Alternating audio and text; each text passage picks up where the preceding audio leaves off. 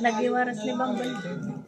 Sa kwento ng PNPS driver, lumipad mula sa kabilang linya ang puting SUV, tumama sa poste at nang pabagsak na nahagip ang kanilang sasakyan bago tuluyang dumiretso sa kalsada. Lumipad siya eh. Paglipad niya. Meron na mga pabian naman. Alam, di siya ba? Sa positive. Ano siya, tumama na siya dun sa... Ang mga kaanak na namatay, Lamayda. Hoy, nalipat! Dada! Nalipatan! Inulit sa Hira. 24 oras.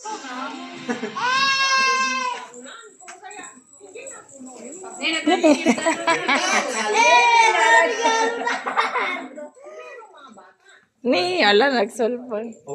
Ni. May magtuloy. Isa lang.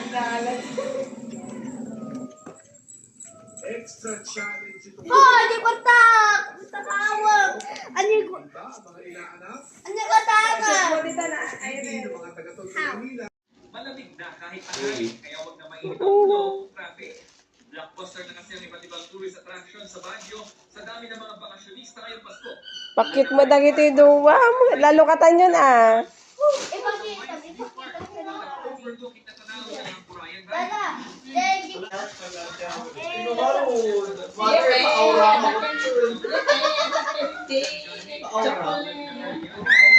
Thank you.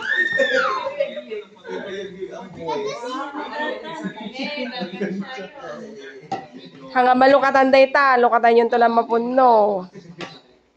Basta kakasama mo. Kinamakatan.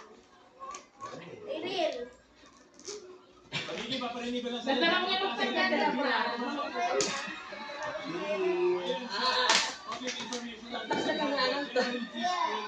Di premyo yo. Itayo yung ikabilan.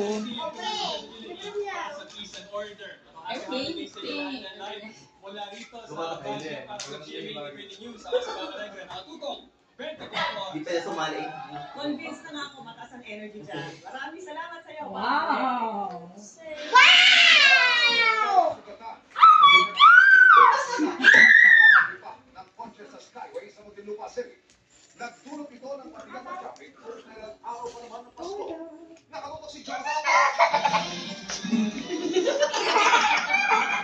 Umilapon umano sa ere ang SUV na ito at napansakan ng PNPSR na ito na nagpa-traffic sa Skyway at grade malapit sa Labang Muntinlupa. Kaninang maulang umaga na basa ang kalsada. Sige, sumun ah. Parang may lumipad. Tapos nung lumalakatak na, doon na